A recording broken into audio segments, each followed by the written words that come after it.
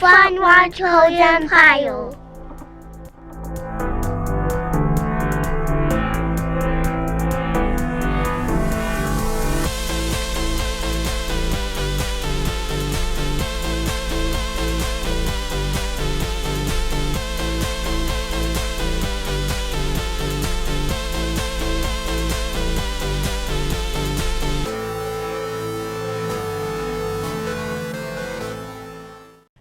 Welcome back to CodesEmpire, my friends. So, like I said, here's the next part, okay? We're gonna tear into this Hi-Tec servo and we're gonna waterproof it with the silicone conformal coating, okay? I know this isn't a super high dollar servo. Like I said, right now that the one's probably on the beast, you know, our axial wraith. That's probably the most expensive one. Needed something, you know, that had over 600 ounce torque to be able to move around all that extra metal. So but for this application, you know, to be able to at least show you guys how to kind of dig into one of these and what I'm kind of talking about as far as waterproofing them, I'll show you how to do it with this particular servo here. Okay, so like I've said in the past, always make sure before you start doing any kind of waterproofing on any of your products, you know, it doesn't matter, ESC, receivers, whatever, servos, anything, double check them. Make sure they're functioning first, okay? Because if they're not right or they're not working, you don't want to go do something and void your warranty on it and then come to find out it ain't working and you're like, oh crap, you know. Not saying, but with this stuff, if you do it right, might not even notice it. Okay, I didn't say that, okay, but it does. It's, if you do it just right. I mean, some of the stuff, if you look at some of them, they already look like they have something on them, you know, but yeah. So, you know, different servos will have different ways to open them. Some of them, you know, you'll have your hex heads. Some of them are Phillips heads. It just all depends. So we're gonna we'll pop off the little servo horn it comes with. Okay, now that we've went ahead and we've loosened all the screws, depending on the servo, you've seen, and if you've opened up any servo before, and maybe you haven't, maybe this will be your first time opening up a servo. On occasion, some of them, depending on what brand they are and what they state they are, some of them might have a little rubber gasket around each one of the screws that are in the ends here. If they do, you know, remove the screws with caution so you don't lose those little rubber gaskets, because they just kind of help ensure that you don't get any excess water going into the servo. I'll be honest with you, all those do in most cases is it just helps water resist your servo. That's it. You know, they'll sometimes when you'll see those, they'll have them there and they'll have them on each joint inside. So when you pop them apart, you'll see these O-rings or rubber gaskets, okay? They don't make the servo waterproof. I'll tell you now, I've tested them and I've taken some of those and I've put them in some water. Poof, you'll fry them, okay? You run them, play with them in the water for a few, you'll see what happens, okay? They'll tolerate some water to a point, but any long-term abuse in water and they're done, okay? It's like I've said before, electronics and water don't mix, okay? Everything we're doing is to help prolong them and hopefully prevent you from having to replace them in any future time, okay? And that's all we're doing, okay? So what we're doing here is we're going to pop this open, okay? And you're going to see, okay, there's your motor and there's a circuit board, okay? This one's going to be a real simple, easy waterproof job, okay? If you look, and I'm not, because you want to be very, very cautious when you're pulling on these, okay? You pull on them too much, and I promise you're gonna break wire leads down inside. These wires, they're brittle, and they can only tolerate so much, okay? They're not designed to be pulled on and yanked on and twist, turn, and everything else like this main cable right here is, okay? This little rubber gasket, and I'll tell you, this little rubber seal on the end here where the wires run through, I have found this to be the biggest fail point on almost every servo, okay? This is where I have found water will seep in through them, especially, and I'm not dogging on Hi-Tec because it's one of my favorite brands to use, but on Hi-Tec servos especially because of the twisted wires, okay? For whatever reason, the water just has a way to work its way in, and then it gets on that circuit board, poof, especially when it's hot, it's done.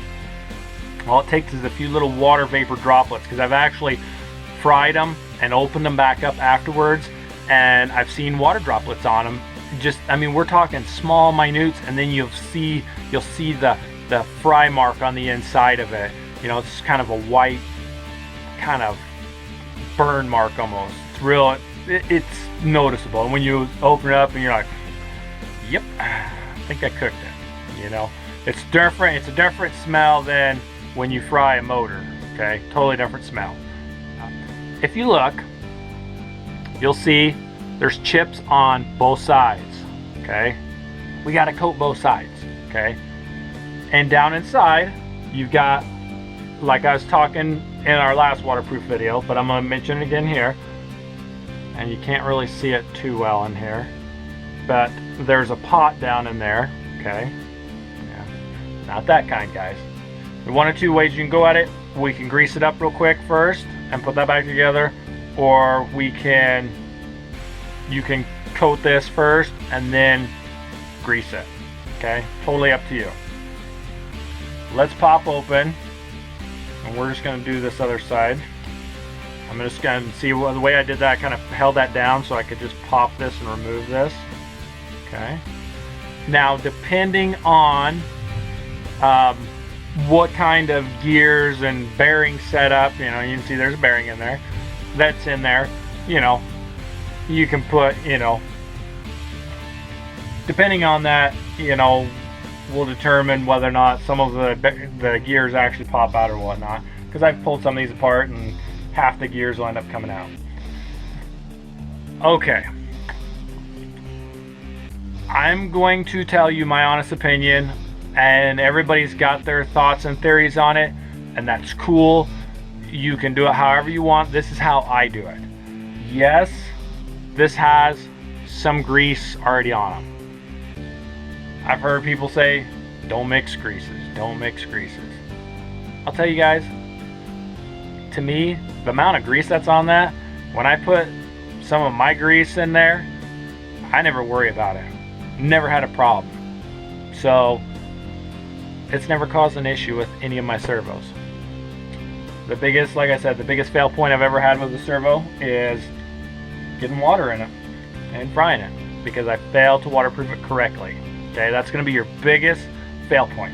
What's awesome about this product here is if I do not grease it good enough, even by getting water in it, I'll still keep the circuit board protected. Okay, it won't fail. So I'll show you some things with that. Let's put a little bit of grease in that and we'll get this ready. So one moment. Okay, here's my grease gun. Okay, this is a marine type grade grease. I've usually in the past I've run a blue marine grease.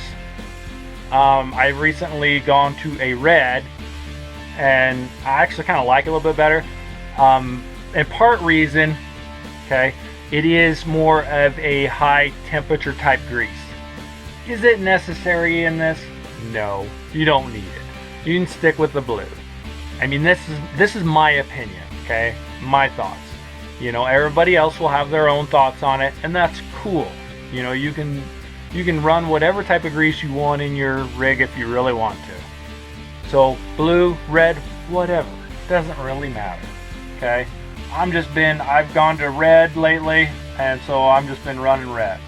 So I'm just gonna squirt some grease up in here in the top, and I'll show you here in just a second. I'm gonna put a little bit under this gear here, because this is where the pot is actually attached. So by doing that, I'll kind of help ensure that I don't get too much water. Even if I get some water leakage in, I won't get too much in where the pot is. So that'll prevent a little bit more water. Okay.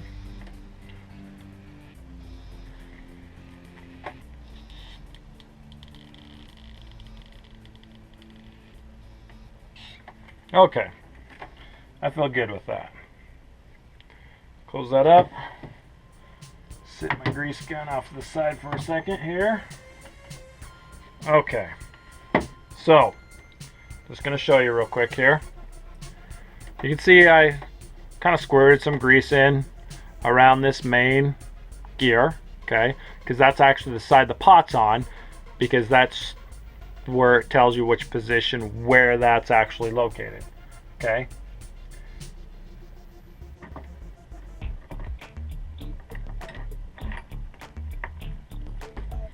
all I'm going to do real quick is I'm just going to kind of squeeze some of that in there, just to kind of get it in there a little bit better.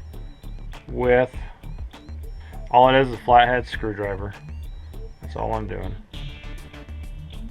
And if you really want, okay, and I'll be honest, if you want, you can take and you can get yourself a little rubber gasket and put on here. A lot of guys do that, and that's cool too. It'll helps keep more water out. Okay, so you can see, boom, boom. Okay, now in the past I've done one of these videos before, okay, and I really packed the crap out of them. Okay, I never had problem with any binding issues with them. Probably the biggest problem I ever had was getting these pins to line back up into the holes in there, okay, and do the little bushings or whatnot to get them to line up. That's when you have bind problems, if you do, because if you don't get them to line up, you have issues. So by potentially not putting as much grease, it does make it so you can slide them in and actually get them to go into the hole a little bit better. Okay, so let's squeeze that in there. Boom. See, now we're good. So we had a little bit of squeeze out on the one side, not a big deal. And of course we had some squeeze out the top. That's totally fine, because that definitely lets me know I got just what I needed around that top bearing, and I feel good with that. I feel really good with that. Okay, now we've got that all closed up. Now let's go ahead, let's waterproof this circuit board. Okay, now one product I like to use, if let's say you open that up and you look at the circuit board, maybe it looks a little dirty, maybe you got some grease on it in the process of doing this, okay, and when you go to apply this silicone conformal coating, it needs to be clean. Okay, this product right here, okay, this QD electronic cleaner, you pick this up at most auto parts stores. You know, this one I picked it up from my local one, AutoZone. Okay, but you can get this, it is for your cars, but it works great on these electronics. Okay, and if let's say you did, okay, all you gotta do is lay it down there, squirt it. It does get a little cold on your fingers, running a little low on it, but anyways, so you get it squirted on there. See how it's turning my fingers white? Fine, right? But okay, it dries really quick, okay, but it gets any excess grease off of those electronics. Okay, so it's not a product you have to use. I'm just saying, if you did, it is a very, very handy product. Okay, it doesn't cause any damage to any of the electronics, it doesn't cause damage to the plastics. anything like that. So that's why, the only reason why I'm recommending it, because it's super slick when it comes to anything with these electronics. Okay, I've used it on ESCs, receivers, all kinds of electronic stuff. Okay, probably one of my favorite things to clean them up. Okay, so now that we've got that all cleaned up, it looks like it's good dry. I feel good with that. Yeah, feels good. Okay, let's coat. Let's pop open our silicone conformal coating, and it's up to you how you want to tackle this. I think because the backside's a little more trickier because of all the wires, I'm going to just carefully stretch it out a little bit, kind of tweak it off to the side just so I can get at it. Okay, and then I'm just going to kind of get some on there, and I'm going to start coating this bad boy. Okay, now like I said, if this one had by chance, and like I said, I've only seen it in the really high-end dollar ones where the circuit board's actually attached to the motor, it takes a little bit to wiggle that out. Okay, it really does. It's not an easy task, but it can be done. Okay, and I'm just gonna kind of maneuver my hands around here funny so I can get every part of these electronics. Okay, I want to make sure I'm good and I ain't got problems, because you don't want to have an issue later on.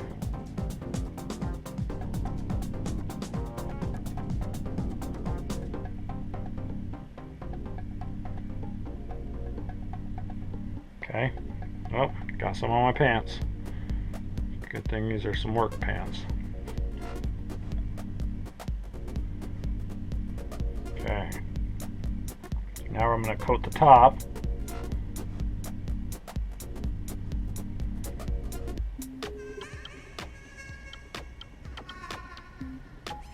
And I'm just going to get some, I mean, you don't have to, but I always like to put a little bit right by where that gasket is, where the wires come in, just to make sure I got it coated so I don't have issues.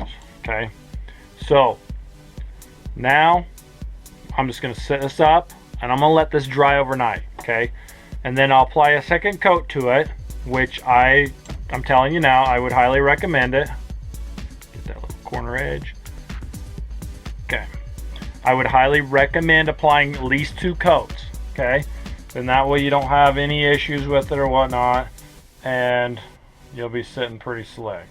But yeah, if you can kind of prop it up somewhere so it can kind of, just so it's kind of almost free hanging, dangling kind of deal, you know, so it's supporting its own self, that will be super beneficial to you, and it'll allow it to dry up really nice and you won't have any issues. Okay, so, and then of course you just gently push everything back in, close it up, put your top back on, and put your screws in, and go ahead and apply it and put it in. Now it's up to you if you want to, if you feel like you want to put a little, sorry about that, if you, after you close everything up, if you feel like you want to put a little coat of this around this edge and around the gasket some and around the bottom edge, that's fine too. You don't have to, because you've coated the circuit board, and I will show you guys that you don't actually have to.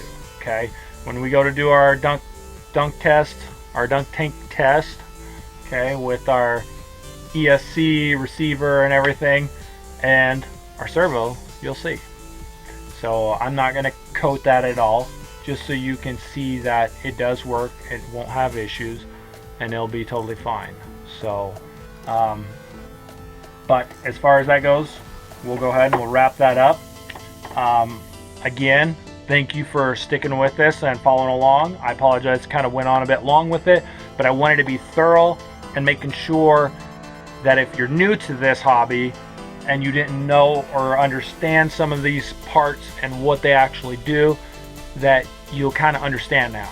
Okay, so I know I haven't gone into a lot of detail with some of this stuff for a while or whatnot, but I really wanted to hit some pointers on this, okay? So like I said, this silicone conformal coating is just another waterproof method, okay? I'm not saying any of the other methods are wrong. I've got rigs that got every method on them. So it works, everything works, it has its benefits, but I love this stuff because it leaves your electronics looking clean and everything just looks sharp, okay? And so you don't have the excess, other stuff on it potentially, when you use these other products or whatnot. So even ballooning, it kind of leaves a bulky bunch of stuff, with balloons. But I've got rigs that have them. It's just how it is. You try out different methods to see what works for you, what you like, what's quick and simple for you, and you do it. Like I said, this is a little time consuming, not too much on the hand that you can't do it, but in the end result, I don't have problems with my stuff cooking and frying, okay? So it's just one of those things. It's a great way to do it and to be able to have fun in the water, for sure. So thanks again for watching with CodesEmpire, and stay tuned for part number 3 when we do some testing. I know you guys are going to be excited for that. So we'll see you guys later. Thanks again. Bye.